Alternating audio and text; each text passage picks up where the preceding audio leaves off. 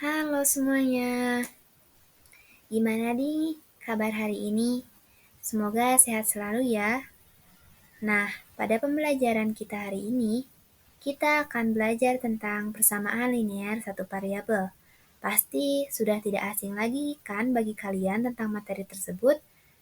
Dalam video ini kita akan membahas lebih lanjut tentang materi persamaan linear satu variabel dengan aku, yaitu Najwa Anissa Salsabila dari kelas 2024B. Selamat menyaksikan. Tujuan dari pembelajaran kali ini yaitu yang pertama, dapat menjelaskan pengertian sistem persamaan linear satu variabel. Kemudian yang kedua, menganalisis metode penyelesaian sistem persamaan linear satu variabel. Dan yang ketiga, menyajikan aplikasi sistem persamaan linear satu variabel dalam berbagai bidang.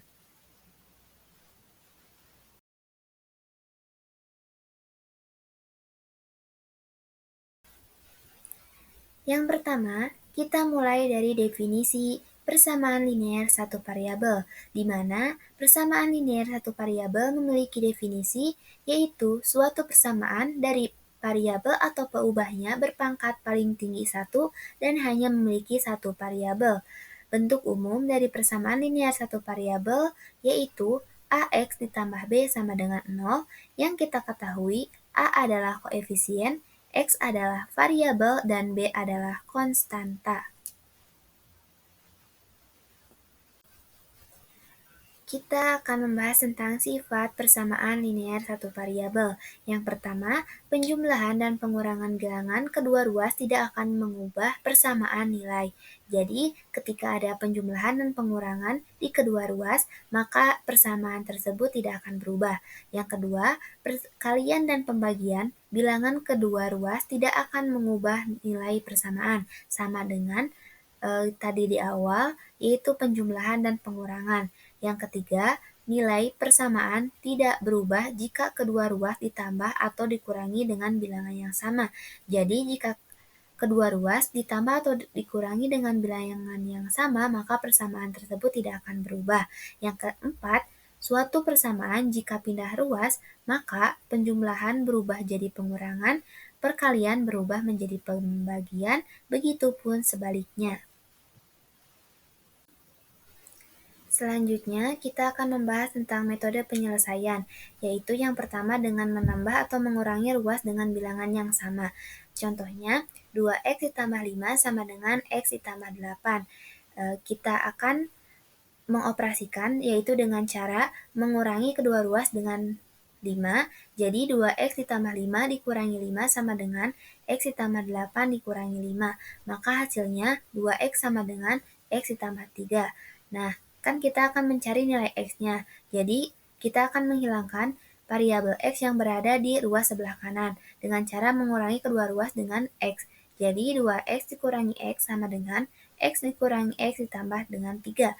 Jadi hasilnya x sama dengan 3.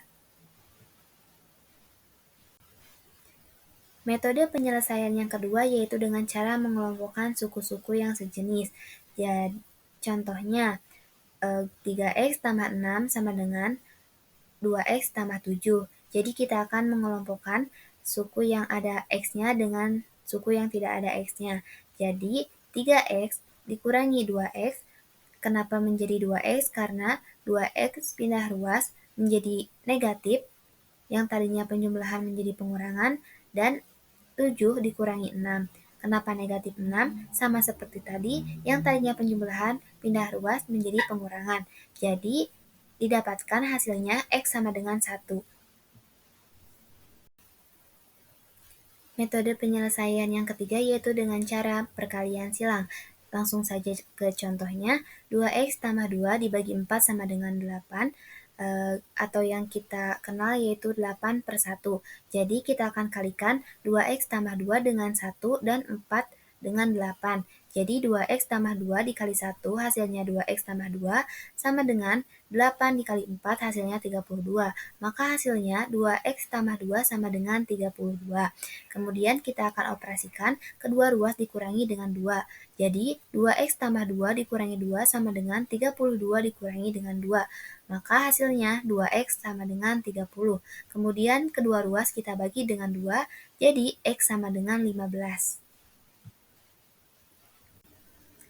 Lanjut ke contoh soal. Soal yang pertama, Budi memiliki uang sebesar 150.000. Ia ingin membeli beberapa buku yang masing-masing berharga 25.000. Berapa banyak buku yang bisa dibeli Budi sehingga uangnya habis? Penyelesaian, kita misalkan buku yang akan dibeli Budi itu dengan X, maka 25.000 X sama dengan 150.000. Dengan 25.000 adalah harga masing-masing buku dan 150.000 adalah uang yang dimiliki Budi. Jadi, kita operasikan kedua ruas dibagi dengan 25.000, maka 25.000 X dibagi dengan 25.000 hasilnya X, dan 150.000 dibagi dengan 25.000 hasilnya 6. Jadi, banyak buku yang bisa dibeli Budi adalah 6 buku. Lanjut ke contoh soal yang kedua, yaitu ibu membeli 5 kilo gula dan 2 kilo tepung dengan total harga 100.000. Jika harga 1 kilo gula adalah 10.000, berapa harga 1 kilo tepung? Penyelesaiannya sama seperti tadi, kita misalkan 1 kilo tepung adalah X, maka kan di soal diketahui 1 kilo gula adalah 10.000.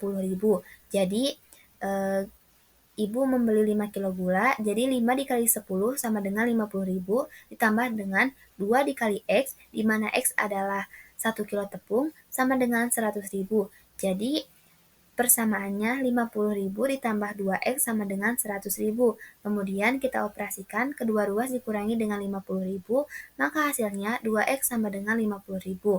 Dan kita bagi kedua ruas dengan 2, jadi X sama dengan 25.000. Maka harga 1 kilo tepung adalah 25.000. Lanjut ke contoh soal yang ketiga, yaitu sebuah perusahaan membayar karyawan 50.000 per jam. Jika seorang karyawan bekerja X jam dan menerima gaji total sebesar 500.000, berapa jam karyawan tersebut bekerja? Penyelesaiannya dapat dibuat persamaan terlebih dahulu, yaitu 50.000 dikali dengan per jamnya, yaitu X sama dengan 500.000, yaitu gaji total yang diterima. Nah, kita operasikan kedua ruas dibagi dengan 50.000. Jadi, 50.000 X dibagi dengan 50.000 sama dengan X, dan 500.000 dibagi dengan 50.000 sama dengan 10. Jadi, karyawan tersebut bekerja selama 10 jam. Selesai sudah belajar kita hari ini tentang persamaan linear satu variabel. Semoga dapat menambah wawasan serta dapat memahami lebih dalam tentang materi persamaan linear satu variabel. Mohon maaf jika ada kesalahan karena saya masih dalam proses pembelajaran. Terima kasih atas perhatiannya. Bye-bye.